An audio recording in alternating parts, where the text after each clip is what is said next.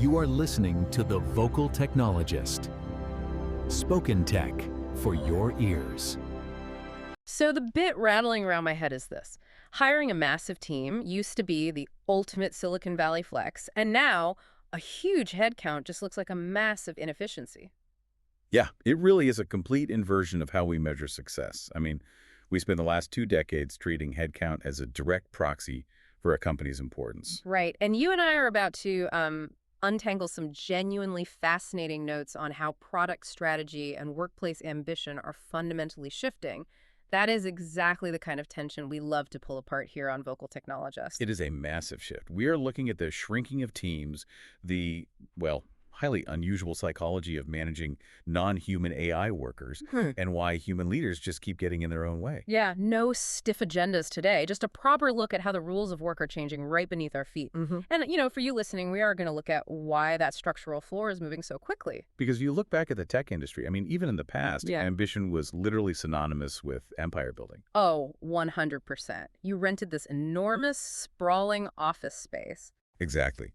You filled it with rows and rows of expensive ergonomic desks, and you hired literal armies of engineers, middle managers, and support staff. Yeah, the sheer number of people you employed was the undeniable proof that you were, building something significant. It was the ultimate vanity metric. It really was. Yeah. You walked into a networking event and casually dropped, oh, I manage about 300 people. And it commanded immediate respect. Yeah, it meant you were dealing with complex logistics and massive budgets. But that definition of ambition is morphing as we speak, isn't it? It is. The new flex, the new status symbol in the industry, is building something globally impactful with almost nobody. Which is wild to think about. Yeah. Having a small, hyper-efficient, highly leveraged team using powerful AI tools is becoming the operational ideal. And the flip side of that reality is a bit brutal. Large headcounts are starting to look like you simply do not know how to operate efficiently. We are seeing financial markets actually reward companies for executing large-scale layoffs. Which feels entirely backward. Well, it happens, provided they are restructuring to run a leaner AI-assisted operation. It is suddenly viewed as impressive discipline rather than a sign of distress. Okay, I have to push back on this because my immediate reaction is, well, it's pure skepticism. Fair enough. Like, hang on, isn't that just a convenient, dodgy excuse for companies wanting to ruthlessly cut costs and pad their bottom line? I mean, cost-cutting is the obvious headline.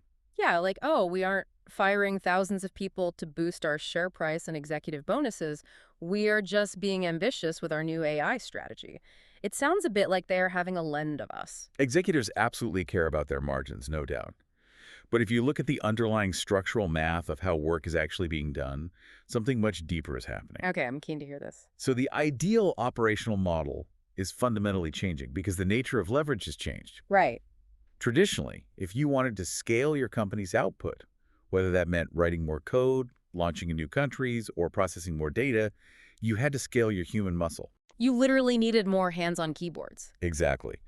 But today, because AI's capability is spreading so rapidly beyond those specialized frontier research labs and into daily workflows, the leverage a single human has is astronomical. Let's make that concrete for a second.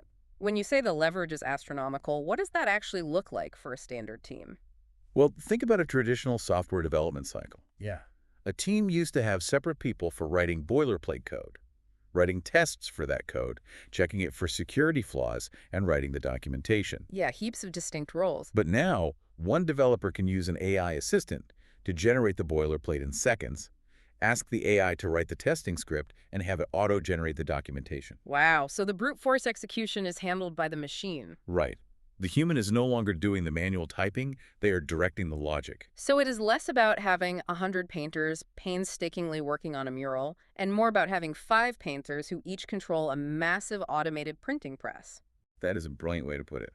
The dynamic shifts from manual creation to curation and direction. Which means the tools take on the heavy lifting. Yeah, and the humans left in the building are doing something entirely different. They are setting the parameters, evaluating the output, and deciding where the company should go next. Right, so here's where it gets genuinely interesting. Because if teams are shrinking because AI is taking on all this invisible heavy lifting work, it raises a pretty massive management problem. It does. A huge one. Like, how do you actually manage an employee that isn't human?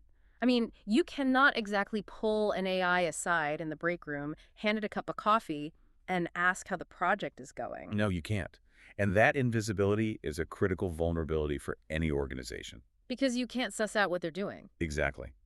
When human beings work, they inherently leave a trail of breadcrumbs. You see their early drafts on a shared drive. You hear them ask clarifying questions in a meeting. You notice them struggling with a complex spreadsheet at their desk. You understand their process intuitively. Right.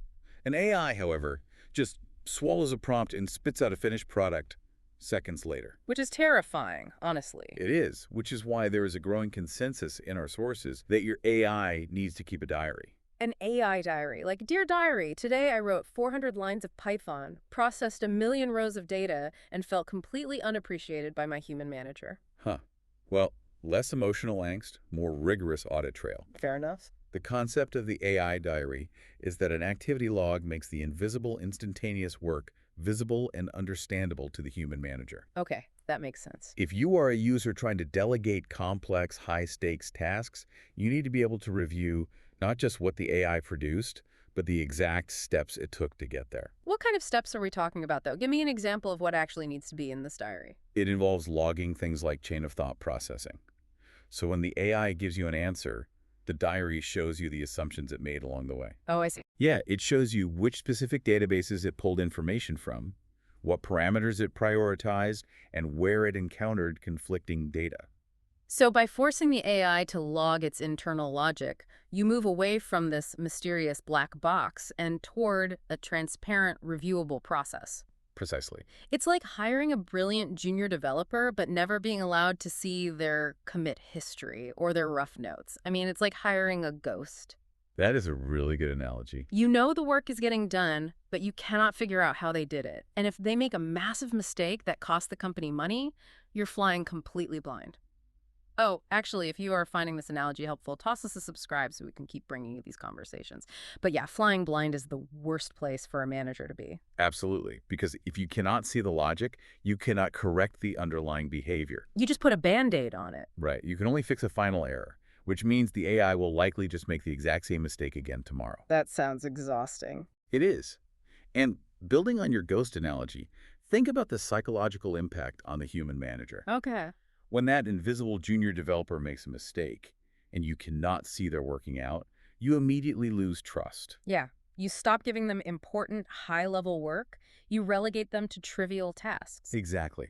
Without a diary or a transparent activity log, human workers cannot safely delegate to AI. It prevents us from preserving vital context. Yes, and most importantly, it stops us from building stronger, reliable habit loops around actually using the technology.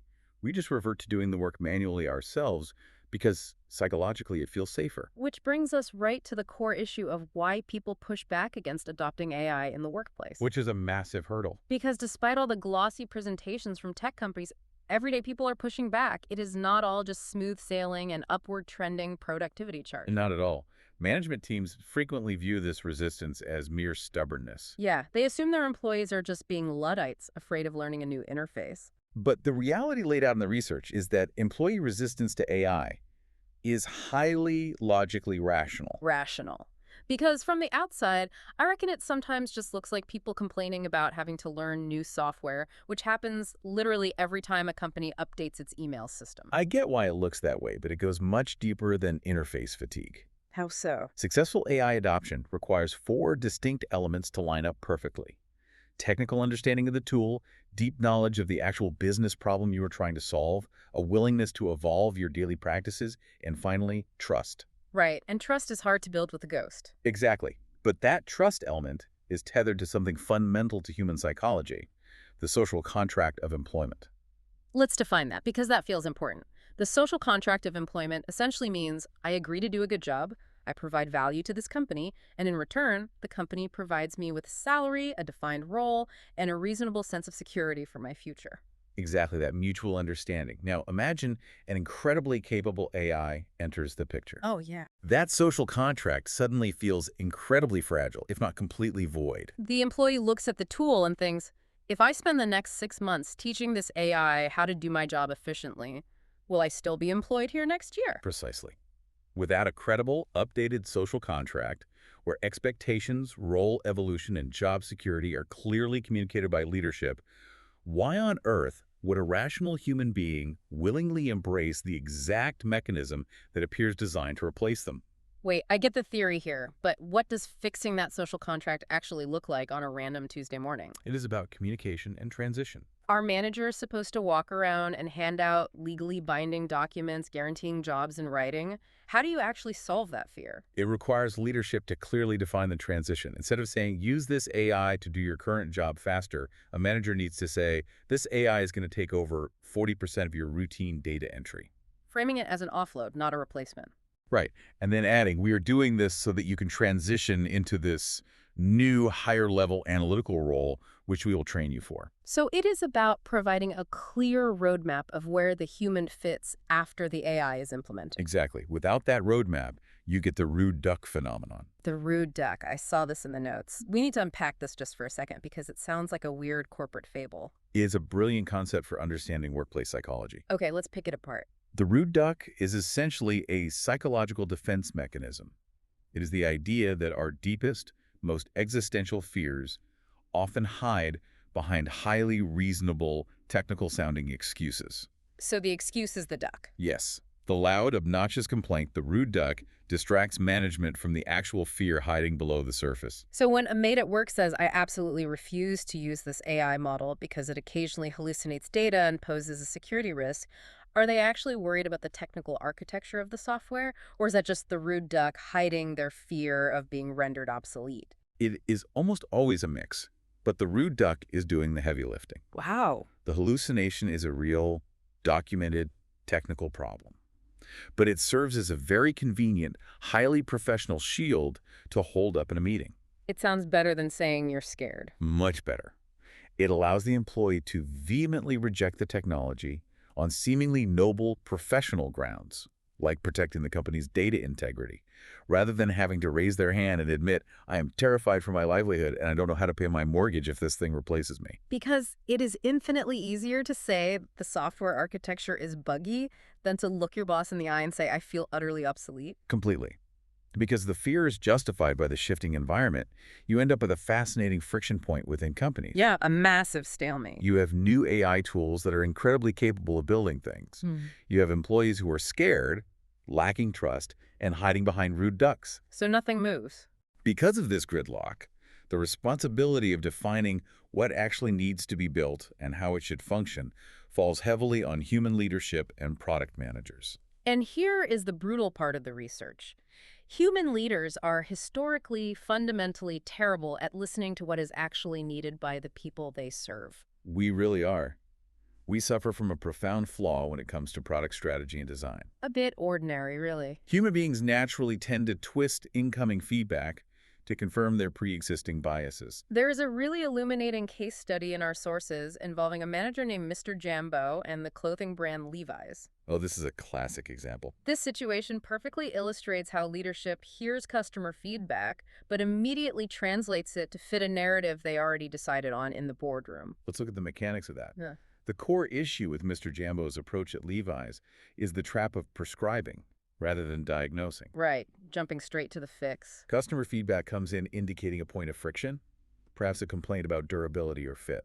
And instead of using the power of why, like asking iterative questions to understand the root cause of the customer's daily struggle, management takes the surface-level complaint and immediately prescribes a specific, often flawed solution. Because they assume they already know the answer. The research highlights how product requirements documents end up wrongly dictating a highly specific feature, completely bypassing the actual underlying need of the user. And that is the absolute danger. You bypass the real problem to build the solution you already wanted to build. It's like a customer walking into a restaurant completely dehydrated and begging for a glass of water. Okay.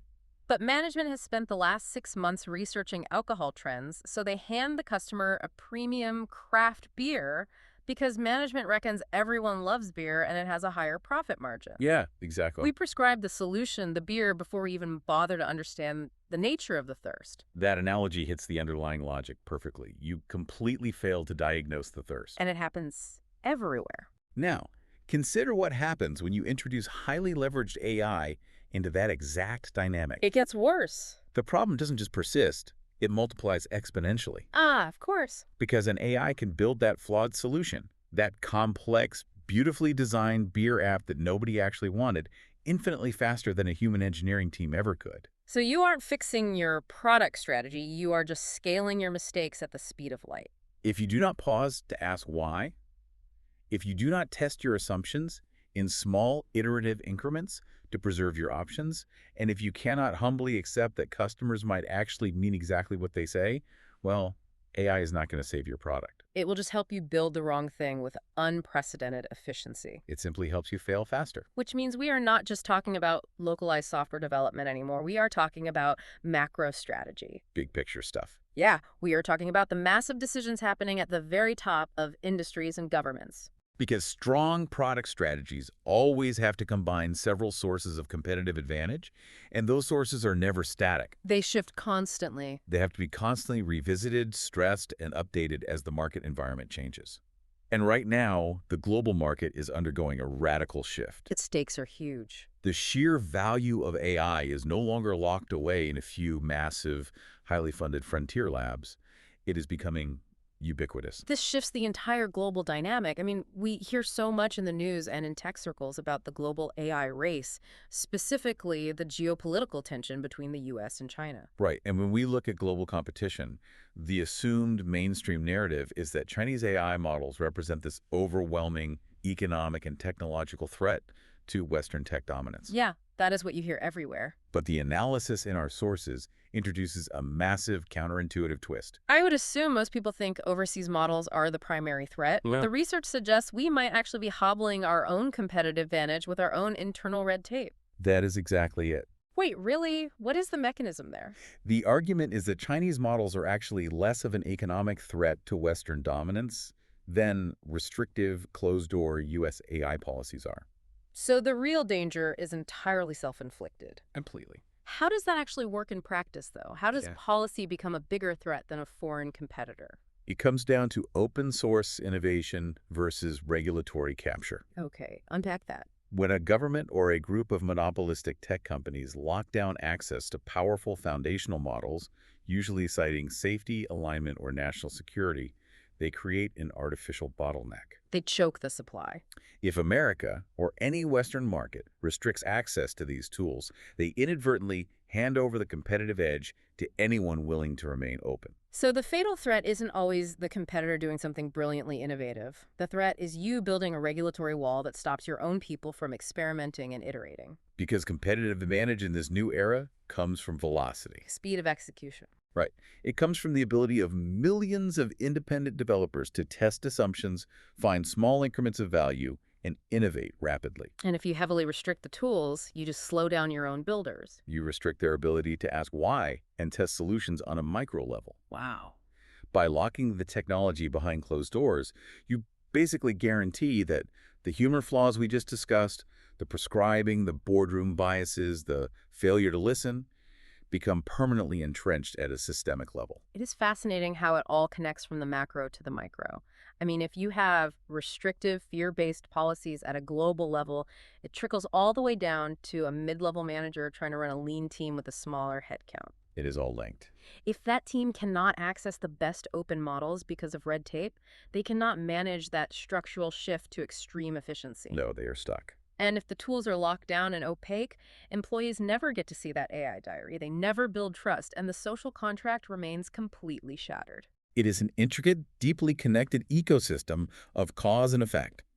Geopolitics, corporate strategy, and human psychology are all pulling on the exact same threads. It really is. But having all of this theory, understand the global policy landscape, identifying the psychology of the rude duck, recognizing the flaws in how we prescribe solutions, none of it actually means anything if you do not apply it to how you behave day to day. Which brings us to a surprisingly philosophical note to wrap up our notes on.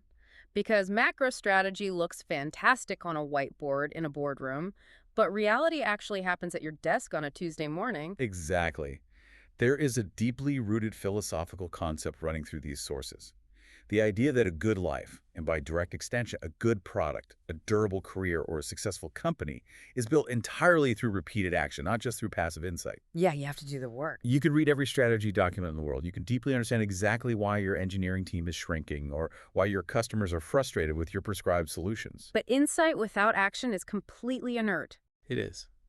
You do not become a better builder or a more empathetic leader just by having a sudden epiphany in the shower and then doing nothing about it. No, we only become better by practicing virtue, I love that. by actively pursuing meaningful goals, by investing time in human relationships, and by doing the uncomfortable, unglamorous work of building trust. Whether that means doing the work to rebuild trust with a team that is terrified of being replaced by an invisible AI, or rebuilding trust with your customers by actually listening to their underlying needs instead of arrogantly prescribing your own unearned solutions. Exactly.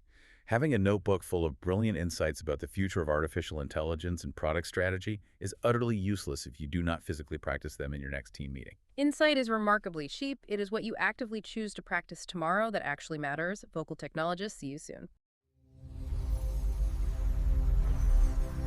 Spoken Tech for your ears.